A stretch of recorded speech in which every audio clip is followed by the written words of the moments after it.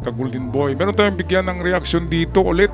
Marami na talaga ang kumontra sa sinabi ni Marcoleta na walang WPS, wala daw mga coordinates ang ating WPS ay hindi raw atin dahil wala pang mapa kung ano-anong pinagsasabi ni Marcoleta. Bakit nga ba sa China talaga siya kumakampi? Mamaya atin yan bigyan ng reaksyon. Meantime, Senador Francis Tolentino, isang DDS, mismo ang kumontra. Mabuti pa itong si Francis Tolentino, no? Hindi ata ito na naswelduhan ng China eh. Kinontra ang pahayag ni Marcoleta na walang mapa, walang coordinates ang WPS, hindi atin.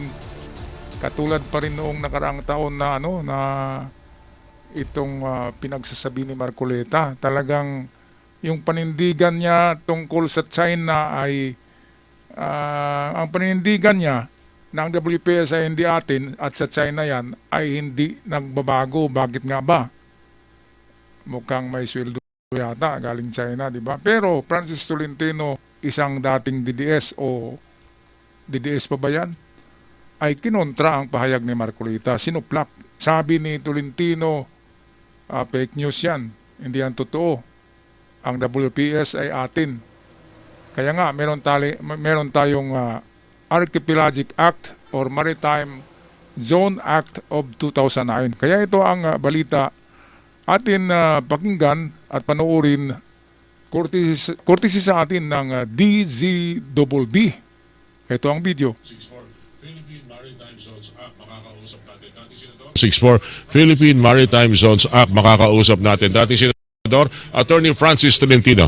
Attorney Tolentino, good morning po sa inyo, sir. Si Orly Trinidad po ito sa Radyo na TV pa. Magandang umaga po sa inyo. Ay, magandang umaga po, Ka-Orly.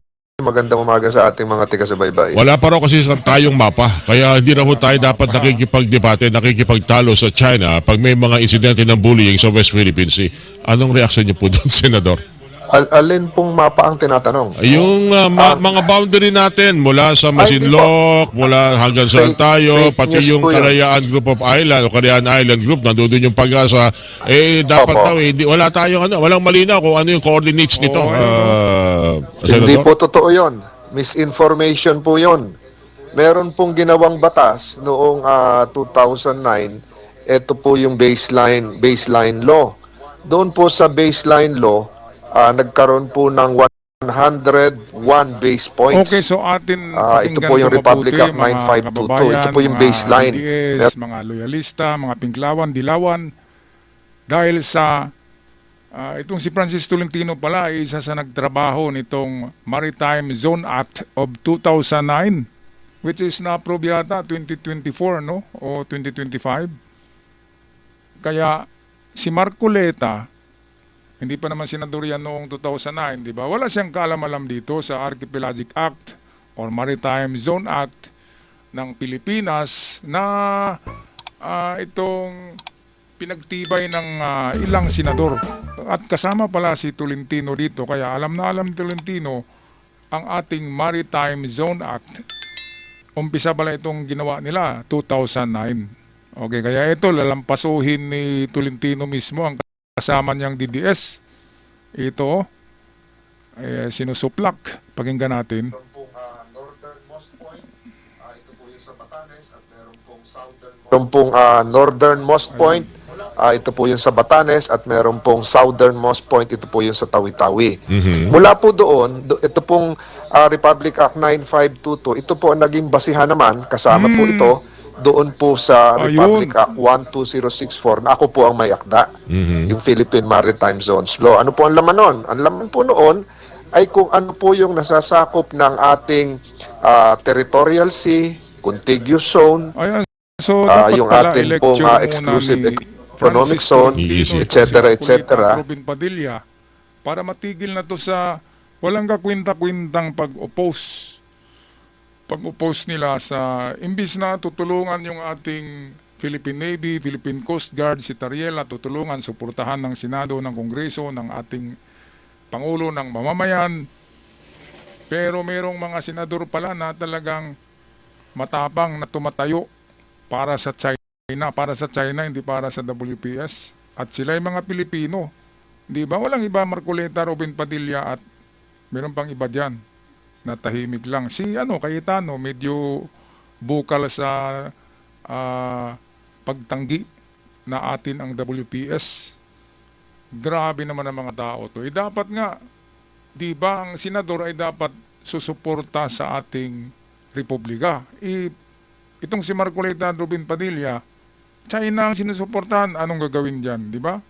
Parang yan parang merong nagawang kasalanan sa ating, meron ngang nagsabi na kasuhan ng treason siyempre treason na yan, di ba? Kasi ang pinaglaban nila, China, hindi Pilipinas. Napaka, talaga to ng mga tao.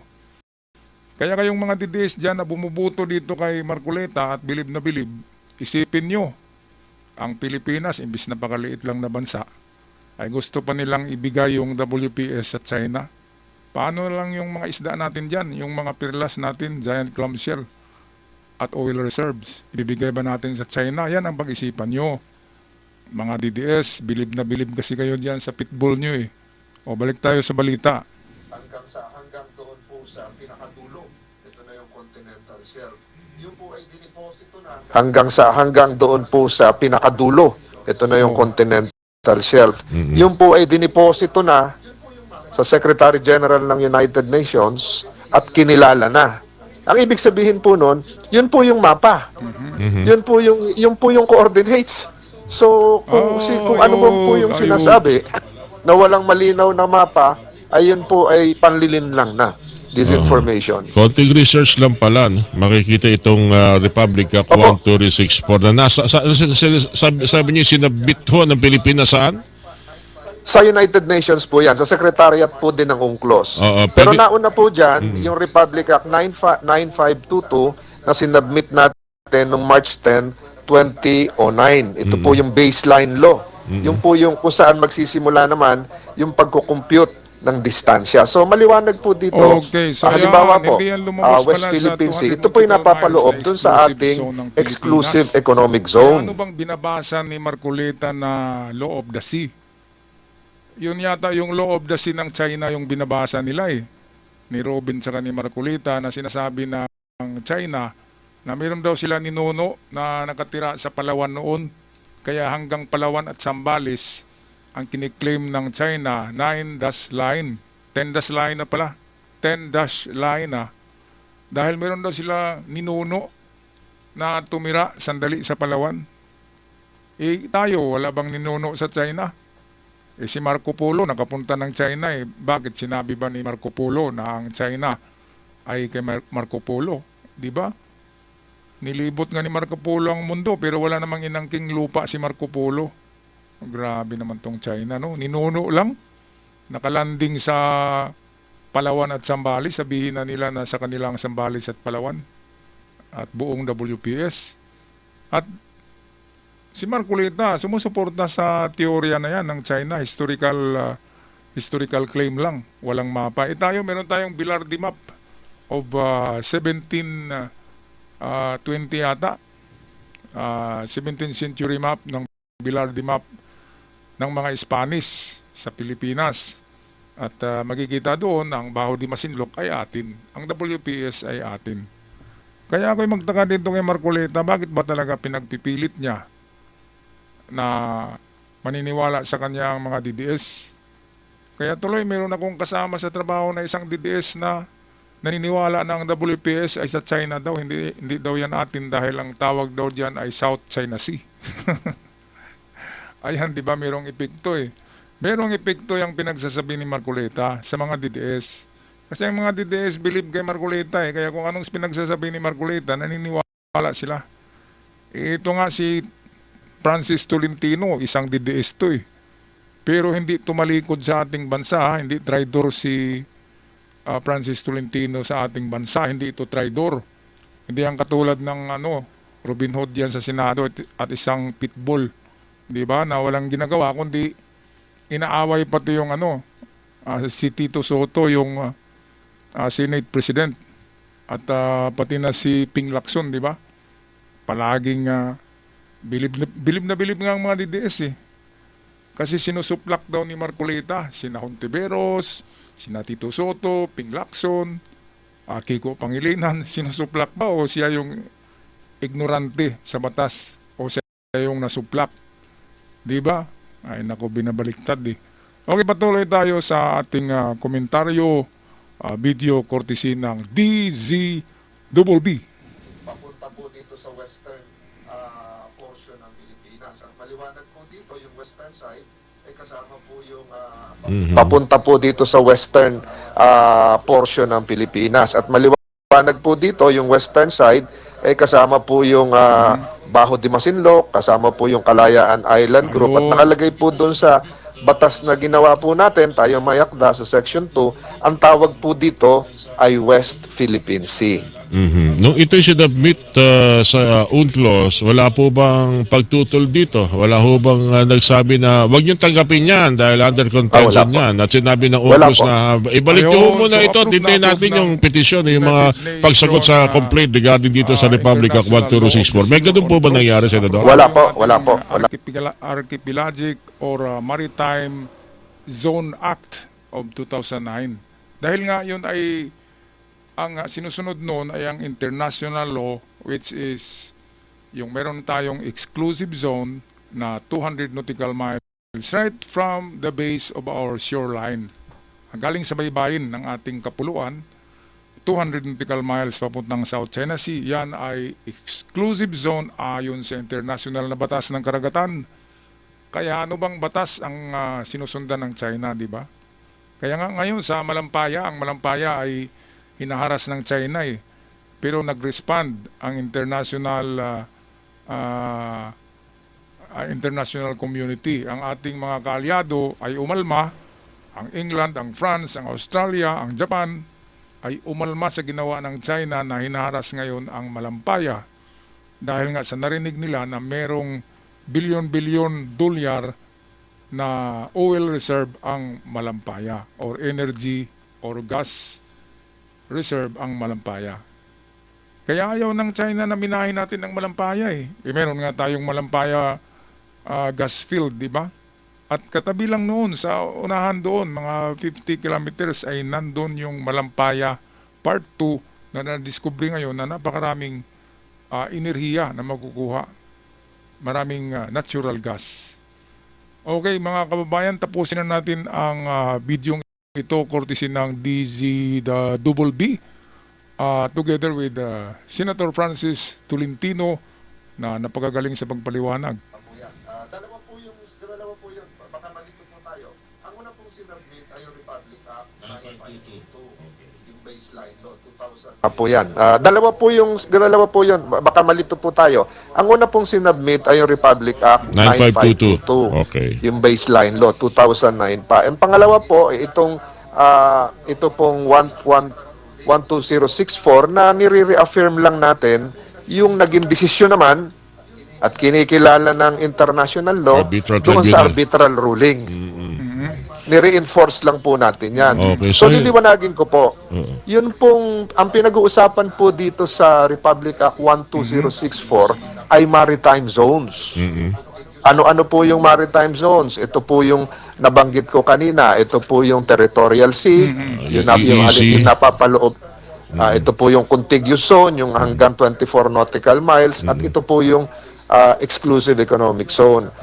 Lahat pong ito, doon sa western Ayun. portion ng Pilipinas, simula po doon sa territorial sea, sangayon din doon sa ating baseline, ay yun po yung tinatawag nating West Philippine Sea. Meron pong mapa. Ayun. Meron pong mapa at hindi po totoong hindi alam yung coordinates niyan. Ang coordinates po niyan ay yung maritime zones. Alright. Mukhang mas mahaba-haba pa sana itong ating dapat palang inilaan dahil gusto kong malaman. Hindi, dahil hanggang ngayon, ang hindi ano, pa rin talaga hindi pa rin Teka, maunawaan sandali. ng, hindi naman marami, hindi no? Kundi naniniwala ilan sa dyan atin, at yung ano yung hindi territorial, nakakaalam. ano yung exclusive Ano, economic zone, ano yung continental shelf, na parang sa tingin ng iba, Si Marcoleta at Ruben Padilla, yung dalawa talaga dyan ay mga pitbull yan eh. Diyan sa Senado, ang gulo-gulo. Si Ruben Padilla ay parang chihuahua, di ba? Si Marcoleta ang pitbull. Pero si Kiko Pangilinan naman ay Doberman, di ba? Ang pitbull ay pandak lang yan eh. Tapos ang lakas mangagat. Pero kapag tutuhanin yan ng Doberman, ay walang kalaban-laban yung pitbull sa Doberman. Kapag tutuhanin ng Doberman, ang laki-laki ng Doberman eh. Di ba mga kababayan? Kaya ito, klarong-klaro talaga, in-explain ni Francis Tolentino, ang WPS, walang coordinates. Ang coordinates ay, yun ay ano lang, nakabase lang kung ano meron sa description ng ating economic zone. Okay, so mayroong paliwanag dito sa bandang dulo, atin ito pakinggan muli. Atin ito, walang pwedeng umakit, walang pwedeng dumanito. Kanya-kanya pala itong definition. Tama. Dapat atin yung maunawa. Pero pinakapunto po ninyo, kung pag-uusapan atin ito, walang pwedeng umangkit, walang pwedeng dumanito. Kanya-kanya pala itong definition na senador. Ano po? Dapat atin yung maunawa. Pero pinakapunto po ninyo, kung pag-uusapan wala tayong dapat na ikatuwa, dahil hindi naman sinabi ng arbitral tribunal na sige, walang visa yung 9-dash line na yan ng China, pero Philippines, hindi sa inyo yan. Walang ganon.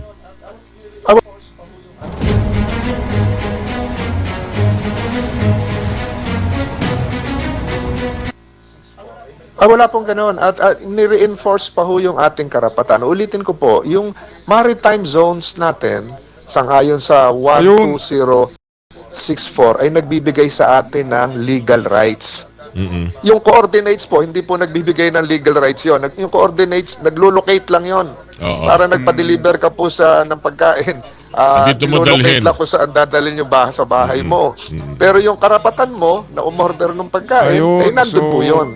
So nagpatibay po sa karapatan natin yung Republic Act 12064, yung Maritime Zones Law na ating pong inakda. Hindi ka ba natuksong bumiyahe kahapon sa Senado? Na nakabase sa UNCLOS or itong international law of the sea na batas na pang-international para sa karagatan.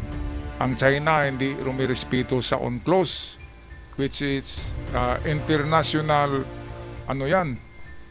parang international court na gumagawa ng mga batas ng karagatan. Kaya saan ba naniniwala ang China? Wala kasi akala nila sila yung pinaka-Diyos ng buong mundo. Akala nila walang Amerika At kapag yan ang isusunod ng Amerika, sigurado ako iihi yung mga inchik na yan. Alright, so ako'y magpaalam na. Maraming salamat sa aking mga avid followers sa Golden Boy. Sana ay may balik ng ating monetization. At sa mga bago pa lamang sa channel ngayon, sana ay i-click nyo rin ang subscribers button. Maraming salamat. Hanggang sa muli, love and peace, not war.